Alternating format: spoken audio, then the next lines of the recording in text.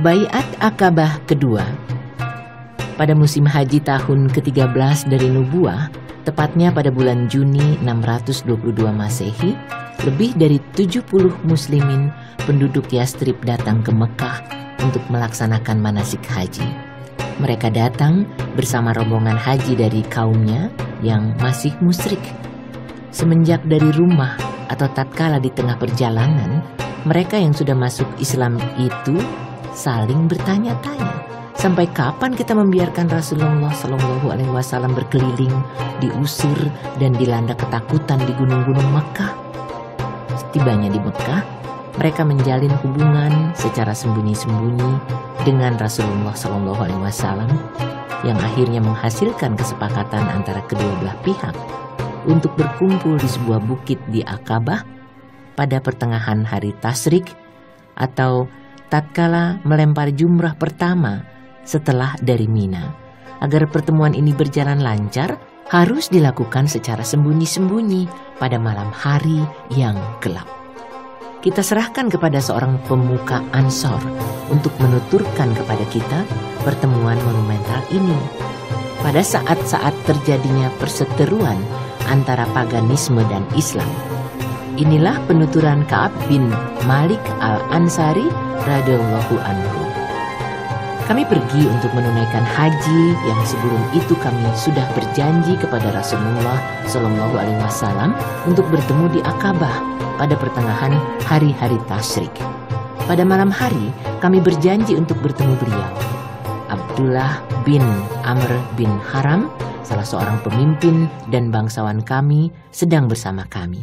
Yang hingga detik itu kami masih merahasiakan keadaan kami yang sesungguhnya. Maka kami mengajaknya untuk bergabung, lalu kami katakan kepadanya, "Wahai Abu Jabir, sesungguhnya engkau adalah pemimpin kami dan orang yang terhormat di antara kami. Kami tidak ingin jika engkau menjadi bahan bakar api neraka di kemudian hari." Lalu kami mengajaknya masuk Islam dan kami beritahukan pula janji kami untuk bertemu Rasulullah SAW di Aqabah.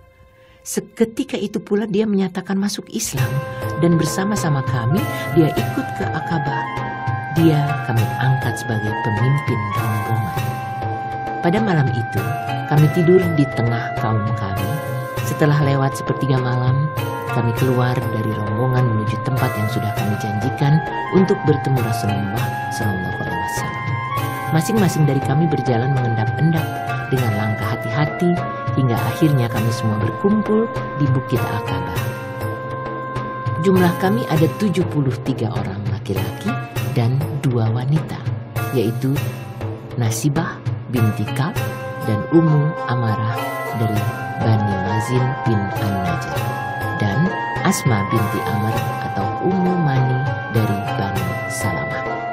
Kami berkumpul di bukit menunggu hingga Rasulullah SAW mendatangi kami beserta paman beliau, Al-Abbas bin Abdul Muttalib. Sekalipun saat itu dia belum masuk Islam, tetapi dia ingin menyertai beliau dan beliau pun percaya kepadanya. Permulaan dialog dan tanggung jawab yang diingatkan Al-Abbas. Setelah semuanya dirasa sudah cukup, maka dialog pun dimulai untuk mengesahkan jalinan agama dan militer. Yang pertama kali membuka dialog adalah Al-Abbas bin Abdul Muttalib.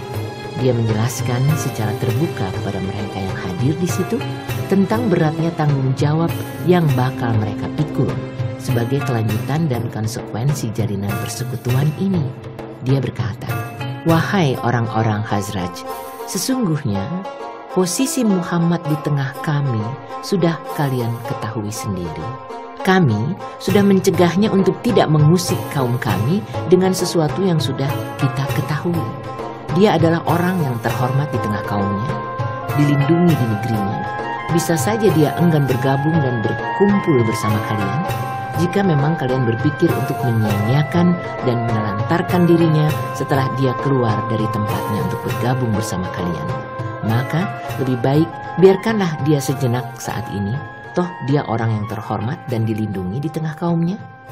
Ka'ab menuturkan, "Kami berkata, kami sudah mendengar apa yang engkau sampaikan."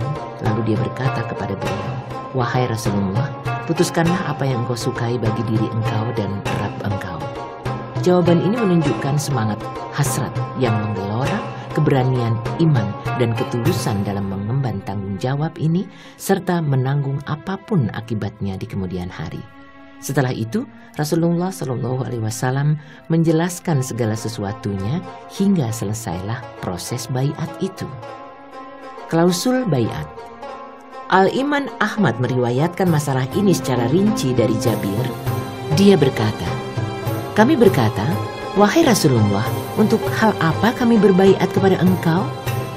Inilah klausul baiat yang disampaikan Rasulullah. 1. Untuk mendengar dan taat tatkala bersemangat dan malas. 2. Untuk menafkahkan harta tatkala sulit dan mudah. 3. Untuk menyuruh kepada yang ma'ruf dan mencegah dari yang mungkar. 4. Untuk berjuang karena Allah dan tidak merisaukan celaan orang yang suka mencela. 5. Hendaklah kalian menolong jika aku datang kepada kalian, melindungiku sebagaimana kalian melindungi diri, istri, dan anak-anak kalian, dan bagi kalian adalah surga. Dalam riwayat Ka'ab sebagaimana yang diriwayatkan Ibnu Ishaq tentang klausul yang terakhir, di dalamnya juga disebutkan Ka'ab berkata, lalu Rasulullah SAW berbicara, membaca Al-Quran, berdoa kepada Allah, dan menyebutkan harapannya untuk Islam. Kemudian beliau bersabda, "Aku membaiat kalian agar kalian melindungiku sebagaimana kalian melindungi istri dan anak-anak kalian." Kemudian Al-Bara bin Ma'rur memegang tangan beliau dan berkata, "Benar, demi yang mengutus engkau dengan benar, kami benar-benar akan melindungi engkau sebagaimana kami melindungi istri-istri kami. Maka baiatlah kami wahai Rasulullah. Demi Allah, kami adalah orang-orang yang mahir dalam perang dan mengepung musuh. Kami mewarisinya sejak dahulu." Abdul Haytham bin At-Taihan menyela perkataan Al-Bara yang masih berbicara dengan Rasulullah SAW dengan berkata, "Wahai Rasulullah, sesungguhnya antara kami dan orang-orang selain kami atau Yahudi ada hubungan persahabatan. Jika kami memutuskan hubungan itu dengan mereka, apakah ada kemungkinan jika Allah sudah memenangkan engkau lalu engkau pergi meninggalkan kami?" Beliau tersenyum lalu bersabda, "Darah dengan darah, kebinasaan dengan kebinasaan. Aku adalah bagian dari kalian dan kalian bagian dari diriku. Aku memerangi siapapun yang memerangi kalian dan aku berdamai dengan siapapun yang berdamai dengan kalian." Pelaksanaan baiat. Setelah ada penetapan klausul-klausul baiat secara mantap, maka dimulailah pelaksanaan baiat dengan cara berjabat tangan. Jabir berkata setelah menuturkan apa yang disampaikan Asad bin Zurarah, mereka bertanya, "Wahai Asad, demi Allah, ulurkanlah tanganmu. Demi Allah, kami tidak akan meninggalkan baiat ini dan tidak akan membatalkannya." Pada saat itulah Asad bisa mengetahui seberapa jauh kesiapan mereka berkorban demi meniti jalan Islam ini. Dia pun menjadi mantap karenanya.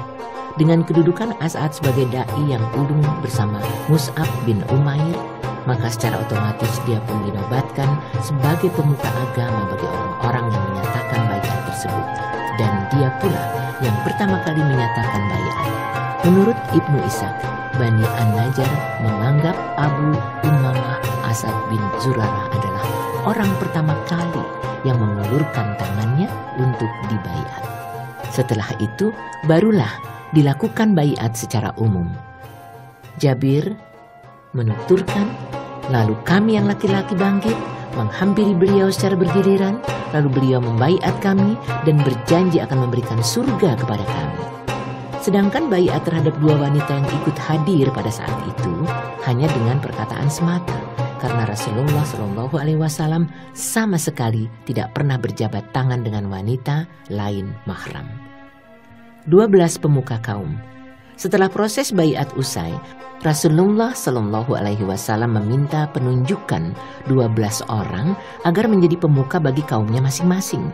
Mereka inilah yang harus bertanggung jawab terhadap pelaksanaan klausul-klausul baiat itu. Untuk itu beliau bersabda, "Tunjuklah 12 orang di antara kalian untuk menjadi pemimpin bagi kaumnya dan bertanggung jawab terhadap mereka. Seketika itu pula mereka menunjuk 12 orang pemuka, 9 orang dari Khazraj dan 3 orang dari Aus. Setelah jelas penunjukan mereka, Rasulullah SAW menyumpah mereka secara khusus sebagai para pemimpin yang mempunyai tanggung jawab tersendiri. Beliau bersabda kepada mereka, "Kalian adalah orang-orang yang bertanggung jawab terhadap pemuka kaum kalian dan keadaan mereka sebagaimana yang dilakukan Al-Hawariyun terhadap Isa bin Maryam, dan aku adalah orang yang bertanggung jawab terhadap kaumku." Mereka menjawab, "Baik." Setelah proses baiat dan pengukuhan ikatan janji ini usai, dan selagi mereka dicekam rasa takut kalau kejadian ini diketahui orang lain, tiba-tiba ada salah seorang pemimpin dari musyrikin yang mengetahui kejadian tersebut. Untungnya, hal itu terjadi pada saat-saat terakhir pelaksanaan baiat, sehingga dia tidak sempat membocorkan kepada para pemimpin Quraisy. Selagi mereka masih berada di bukit, orang musyrik itu berteriak di suatu tempat tinggi, "Wahai orang-orang yang berada di dalam rumahnya, apakah kalian menghendaki Muhammad dan orang-orang yang keluar dari agamanya berkumpul bersamanya? Mereka telah berkumpul di tempat penggembalaan kalian." Rasulullah SAW bersabda, "Ini adalah krisis Akabah. Demi Allah, wahai musuh Allah, aku benar-benar akan menanganimu." Lalu beliau memerintahkan agar mereka kembali lagi ke tenda mereka masing-masing. Tatkala mendengar seruan orang musyrik tersebut, maka Al-Abbas bin Ubadah bin Nadlah berkata, "Demi yang mengutus engkau dengan benar, jika engkau berkenan, besok kami akan menghabisi penduduk Mina dengan pedang-pedang kami." Beliau bersabda, "Kami tidak diperintahkan untuk itu. Kembali saja ke tenda-tenda kalian." Maka mereka pun kembali ke tenda masing-masing dan tidur. Orang-orang Quraisy terguncang, gundah dan gelisah setelah mendengar apa yang terjadi malam itu. Mereka menyadari sepenuhnya akibat lebih jauh dari baiat tersebut bagi diri dan harta mereka. Selagi matahari belum terbit, para utusan Quraisy yang terdiri dari pemuka dan pemimpin Mekah mendatangi tenda-tenda penduduk Yastrib untuk meminta kejelasan mengenai masalah ini. "Wahai orang-orang Khazraj, kami mendengar kalian telah menemui rekan kami dan meminta agar dia pergi dari sisi kami, dan kalian juga sudah berbaiat kepadanya untuk memerangi kami. Demi Allah, tidak ada orang yang paling kami benci dari kalangan Arab selain daripada kebencian kami kepada kalian. Andaikan sampai meletus peperangan antara kami dan kalian." Karena orang-orang musyrik Khazraj tidak mengetahui kejadian yang sesungguhnya, karena baiat dilakukan secara sembunyi-sembunyi pada tengah malam buta, maka mereka pun bersumpah demi Allah dan berkata, "Itu sama sekali tidak terjadi, dan kami pun tidak mengetahuinya." Akhirnya, para utusan Quraisy ini menemui Abdullah bin Ubay bin Salul. Setelah diberitahu, Abdullah bin Ubay berkata, "Ini bohong, ini tidak mungkin terjadi. Kaumku tidak mungkin berani bertindak secara lancang melangkahi diriku. Apapun yang dilakukan kaumku di Yastrib tentu akan meminta pendapatku." Sedangkan orang-orang yang sudah masuk Islam hanya bisa saling adu pandang, saling diam membisu. Tak seorang pun di antara mereka berkata sepatah kata pun untuk menyanggah atau mengiyakan. Maka para utusan Quraisy itu percaya saja apa yang dikatakan penduduk Yastrib yang musyrik. Lalu mereka pulang dengan tangan hampa. Para utusan Quraisy kembali dengan membawa tanda tanya antara percaya dan tidak percaya terhadap kabar ini. Oleh karena itu mereka terus mencari, dan menyelidiki hingga merasa yakin bahwa kabar itu memang benar dan baiat benar-benar telah dilaksanakan. Namun, hal ini terjadi setelah orang-orang menunaikan haji sudah mulai pulang ke negerinya masing-masing. Maka para penunggang kuda dari Quraisy segera mengusir semua penduduk Yastrib agar segera pulang. Tapi hal ini tidak banyak berarti karena waktunya sudah berlalu sekian lama. Tatkala melihat keadaan Sa'ad bin Ubadah dan Al-Munzir bin Amr, mereka segera mengusirnya.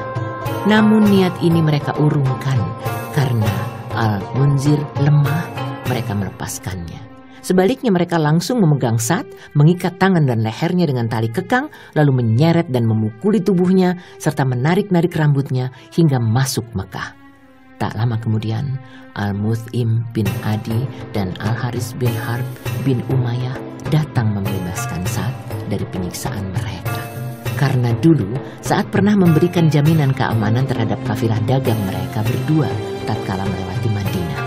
Selagi orang-orang Ansar sedang berembuk tentang nasib Sa'd yang tidak muncul-muncul dan mereka sepakat untuk menyusulnya, tiba-tiba dia pun muncul di hadapan mereka. Akhirnya mereka semua tiba di Madinah dengan selamat. Begitulah kisah Bai'at Aqabah kedua yang juga dikenal dengan istilah Bai'at Aqabah Kubra. Bai'at ini berjalan mulus dengan mencerminkan rasa cinta, loyalitas, tolong-menolong sesama orang-orang mukmin, kepercayaan, keberanian, dan keteguhan dalam meniti jalan ini. Penduduk Yastrib yang beriman merasa amat kasihan terhadap nasib saudaranya sesama mukmin yang lemah di Mekah dan benar-benar marah terhadap orang-orang yang berbuat zalim kepadanya. Rasa cinta benar-benar merasuk ke dalam sanubari sekalipun mereka berjauhan. Perasaan ini tumbuh bukan karena apa-apa, tetapi karena dorongan rasa iman kepada Allah, Rasul, dan kitabnya. Ini adalah iman yang tidak akan pudar sekalipun harus menghadapi kekuatan orang-orang yang zalim. Ini adalah iman yang apabila anginnya sudah berembus, tentu akan mendatangkan keajaiban dalam keyakinan dan tindakan. Dengan iman seperti inilah, orang-orang Muslim mampu menorehkan kehebatan dalam lembaran zaman dan meninggalkan jejak yang abadi tanpa ada tandingannya sepanjang sejarah kehidupan manusia.